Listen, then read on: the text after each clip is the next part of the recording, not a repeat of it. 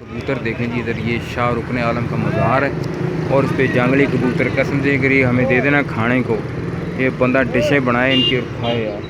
और इस तरफ मज़ार है, ये रोड जाती है, ये पूरी बिल्डिंग है। और ये कबूतरबाजी, जो बड़े बड़े कबूतर बाग हैं, ये बाबा इधर कबूतरबाजी के दाने लेता है। ये लोगों का लो जी कबूतरबाजी करो, वैसे तो लौंडेबाजी। लेकिन वाओ मैन यार, कबूतर देख के मैं हैरान रह गया यार।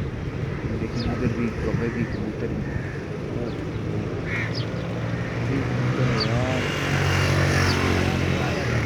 ये लेकिन ये कबूतरबाजी हालांकि लौंडेबाजी वो पीटीआई कहते हैं बाजी, हमारी बाजी कबूतरबाजी लौंडेबाजी। इधर कबूतर जो यार वैसे ये 150 का देता होगा कसम से, 15-20 फड़े हों, डिश बनी हुए यार। उस्ताद बहुत ज़बरदस्त मैन यार, ऐसी कबूतरबाजी। इरफान है कि बिल्डिंग है दमदम है पूरा मुल्तान नजर आता है। ये तो अंदर जा सकती हाँ चलते हैं अच्छा जी। ਅਸੀਂ कबूतरबाजी अच्छा लाइब्रेरी बनी है। अगर ਤੁਸੀਂ ਹੋਰ ਦੇ ਮੈਂ ਨਜ਼ਦੀਕ ਨਹੀਂ ਜਾ ਸਕਦਾ ਕਿਉਂਕਿ ਫਰੂਦੀ ਤੇ ਉੜ ਜਾਣੇ ਆ, ਤੇ ਅਗਰ ਨਜ਼ਦੀਕ ਜਾਵਾਂਗਾ ਤੇ ਲੇਕਿਨ ਇਹ ਲਾइब्रेरी है। ਆ दम है सारा, और है दमदमा कबूतरबाजी। वाह लौंडेबाजी कबूतरबाजी एक साथ, वह बैंड चो कबूतरबाजी। वाह जी इरफान के करीब भी चलो उड़ते नहीं है, उड़ते हैं। वाह जी लो जी कबूतर उत्थे जाके दाने चक्कर बुन बनाने लगे सारे।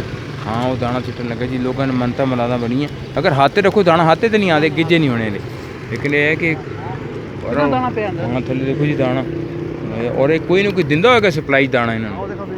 हाँ हाँ थोड़े बीमार रखे उत्थे खुद ही मर जाते होने, कोई मर जाता कोई सही होया कि उड़ जाता दाना मिलता खाना तो चलो। लेकिन इरफान अगर यकीन कर, अगर अंग्रेज के ज़माने की बनी है बिल्डिंग, अगर इतने कोई सिर्फ दोस्ती होगी ना मेरा तो दिला यार, एक 100 रुपये का होते 10 कबूतर खड़े 1000 रुपये, यकीन कर डिश ऐसी बने आह मुँह च पानी आ रहा है मैं देख के। तू खाते जंगली कबूतर? ना है बहुत गर्म है, वो गर्म ठीक है जी। इरफान कह रहे हैं बहुत गर्म है, छुट जाता छुटने की गल। खैर भैन चो कबूतरबाजी लौंडेबाजी वो भैन लान नहीं होए।